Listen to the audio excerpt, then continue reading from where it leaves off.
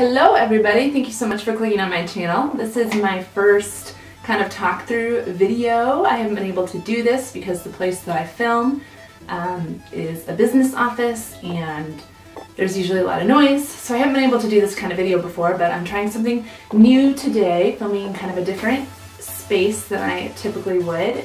But yeah, let's jump right in. I'm going to be talking to you guys about my foundation collection today and basically just telling you why I love certain foundations and whether or not I would repurchase each of the foundations that I have. I like to have a whole array of different foundations depending on the event that I'm going to, what kind of a mood I'm in, how my skin is acting.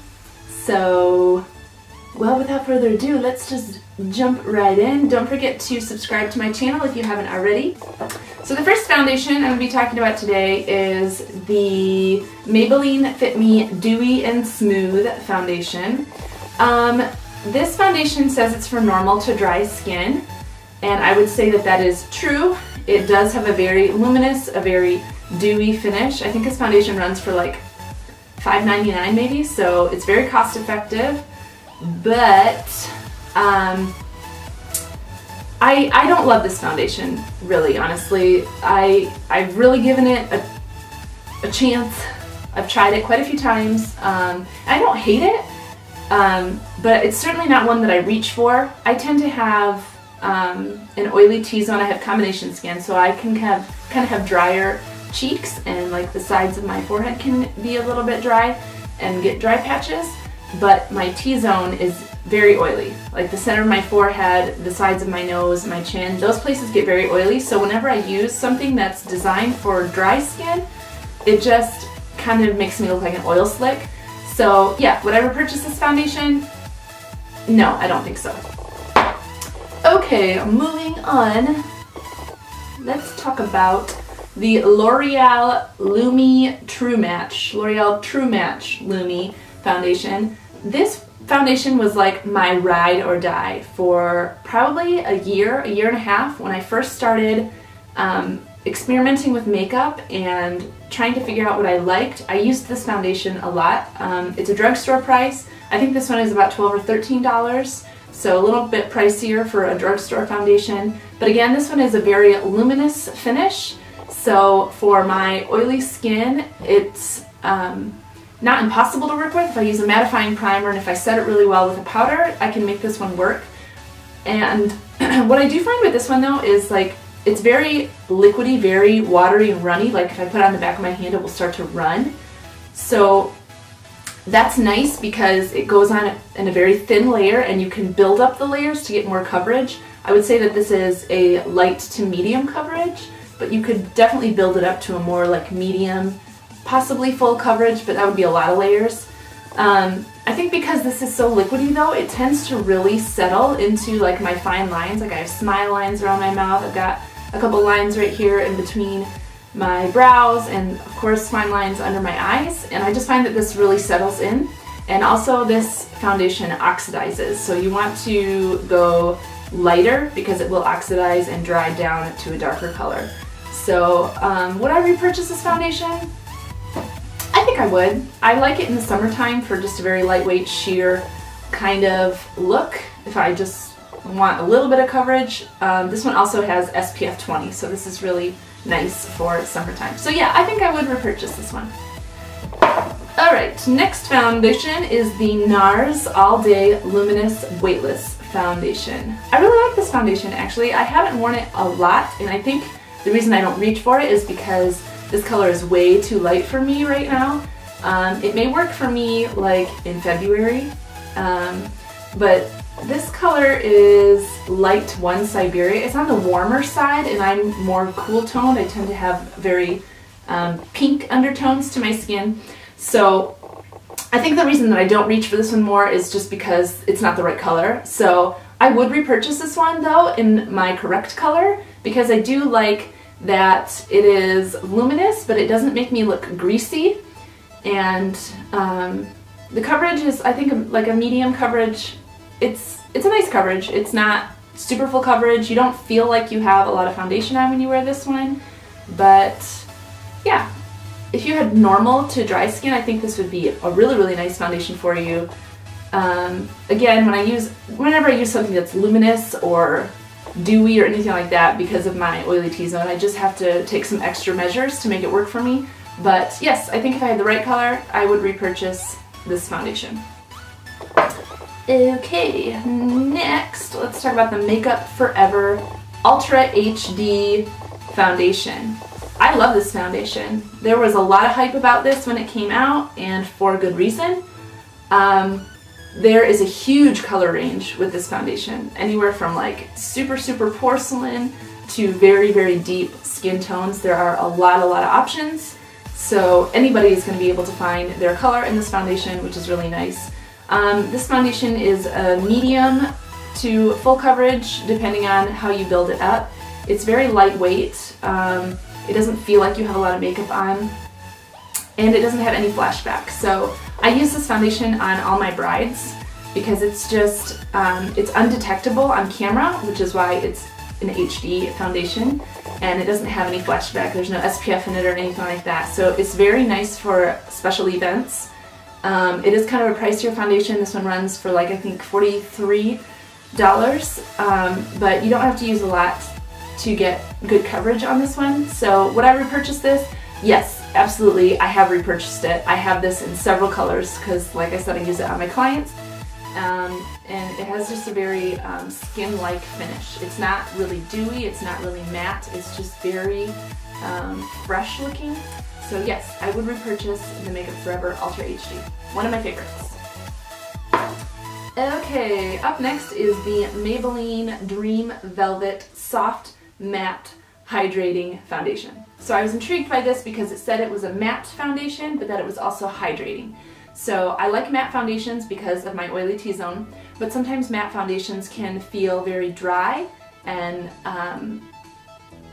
yeah, they just feel dry on your skin. So I was very intrigued by this one, and I still don't have like a real strong opinion for or against this foundation. This is the only foundation that I've ever liked to apply with a brush as opposed to a sponge.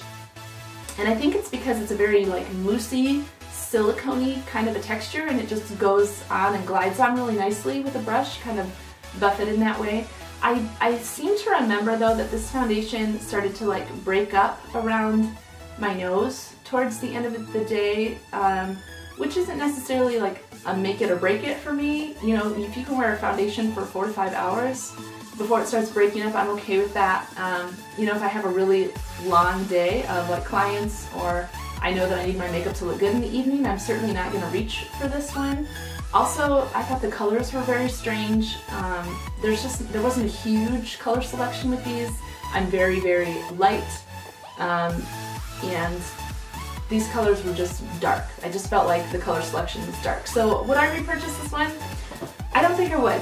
I just didn't love it, but I'm willing to give it another try it with different primers and whatnot, but I don't know, not my fave. Okay, up next is the Maybelline Fit Me Matte and Poreless. So I talked about the Maybelline Fit Me Dewy and Smooth, and this one is the Matte and Poreless. So originally when I bought the Dewy and Smooth, I actually thought I was buying the Matte and Poreless. The bottles look exactly the same, and everybody had been talking about the Matte and Poreless, like on YouTube and Instagram and all of that. So I just grabbed the wrong one, didn't realize. So the Matte and Poreless one is for normal to oily skin. So if you have normal skin or combination skin or oily skin, that is what this foundation is designed for, and I love this foundation. I've been using it a lot lately. I have to like mix 2 colors right now because I'm kind of in between, or like my summer tan. I don't get tan really, but my summer tan is fading and I haven't quite reached like my peak of paleness, so I'm mixing 2 colors right now, but this one is 120 Classic Ivory, and this is like a matte finish, but it's not like super matte, so you still have a very skin-like finish to your face, which is nice. It looks very fresh, but it controls my oil at the same time. So I love this one. It's only $5.99, so if you have combination to oily skin, this is a really, really good drugstore option. and I highly suggest it. I will say though that after a few hours this one does start to break up around my nose a little bit, and I don't know if it's the concealer that I'm using with this one. I'm still trying to work that one out. But on the rest of my face it looks absolutely flawless all day long. Love it. I would repurchase this. Okay, up next is the Kat Von D Lock-It Tattoo Foundation. Whew, this foundation is full coverage. It will cover everything. And it's like, it's a hardcore foundation. If you do not like the feeling of foundation on your face, you are not gonna like this foundation. It is very heavy, it's very thick. So the upside to a really thick foundation is that you only have to use like a tiny, tiny amount, and it goes a long way. So this foundation, for the price, and I think it's in the $40 range, this will last you a really, really long time. It's supposed to be a 24-hour wear foundation, and I would say that's probably true, although nobody should be wearing foundation for 24 hours. Like, that's not good for your skin, so don't do that. But yeah, if you need like super full coverage, or if you have really, really oily skin and nothing seems to work for you as far as controlling the oil, this would probably be a good foundation for you. I don't find myself reaching for it very often, just because it is so thick, and it just feels heavy, so I don't think I would repurchase this one. Kat Von D did come out, she reformulated this foundation, so I might be willing to try that, but as far as the original formula, I don't think I'd repurchase it. Sorry, Kat. I love your stuff, but sorry. Okay, let's talk about the L'Oreal Infallible Pro Glow Foundation. This one came out a little more recently, like in the last 6 months maybe longer. I don't know, I lose track of time. But everybody was talking about this on Insta and on YouTube. Again, it's a glow foundation. I don't know why I did that. It's a glow foundation, no quotes needed. And with me, again, because I have combination skin, glow foundations just aren't ideal. So what I've been doing with this one is using this just on the outer perimeter of my face where I tend to be more dry, and then using a more matte foundation in the center of my face, and I have been liking doing that, so kind of mixing my foundations. I do like the color range though of this one. It's different than, this is the L'Oreal Infallible Pro Matte, which I'm going to talk about in a second. So you have the Pro Matte foundation, and then you have the Pro Glow foundation. So the colors are not the same. Like, well, this one's 202, this one's 102. But anyway, 202 is kind of a neutral undertone.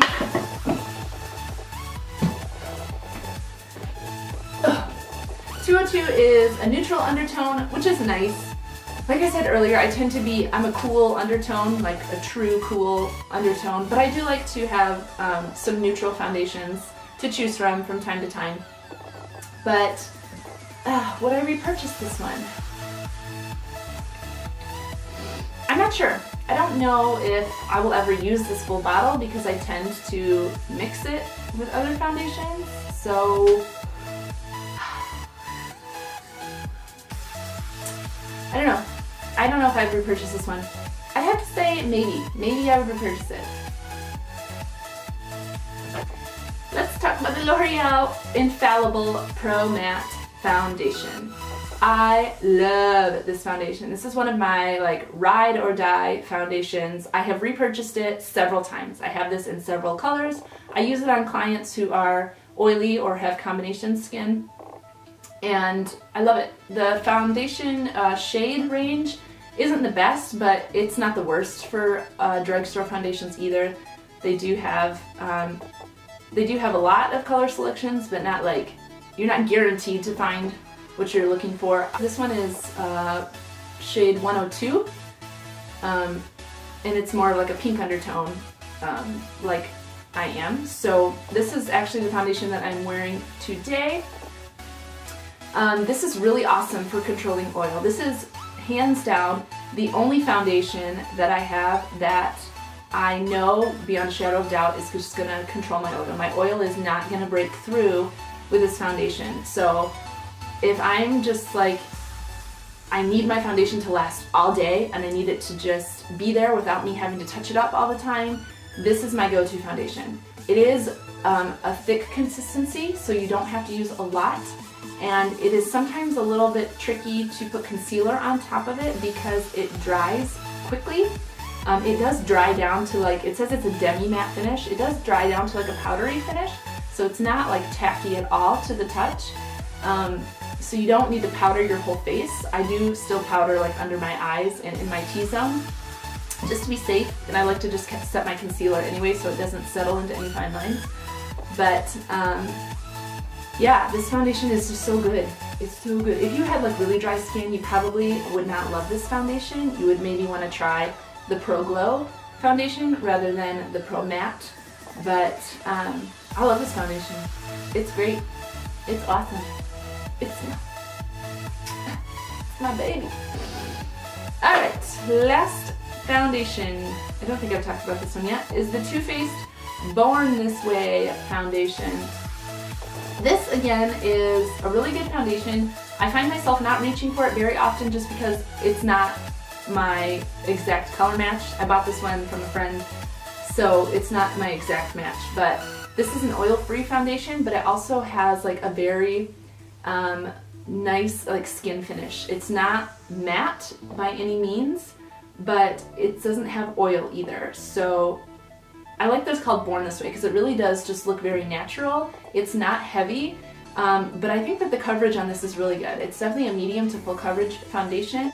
This one is a little too warm toned for me. It's a little too yellow for me, so I would definitely repurchase this one in my correct shade because I just like the finish and I like the coverage. It's just a really, really pretty foundation. So yeah, I would definitely repurchase this Too Faced Born This Way foundation. So that is my foundation collection. I'm sure that it will continue to grow as time goes on because, like I said, I have an addiction to foundation. I really do. Like, it's my favorite thing to buy.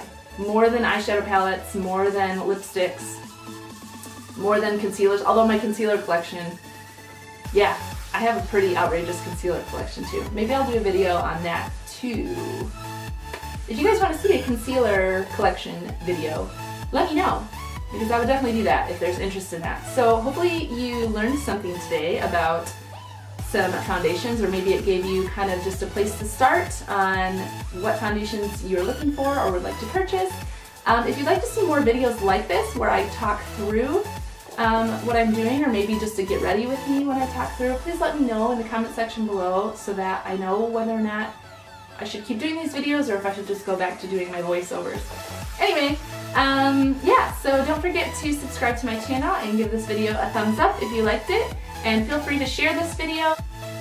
I'd love for you to share this video. Thank you so much for watching. I hope to see you guys next time, and as always, I hope you have a fantastic day. Bye-bye.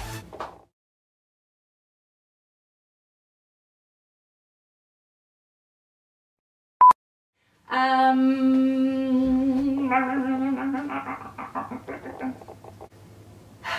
don't know what to say right now.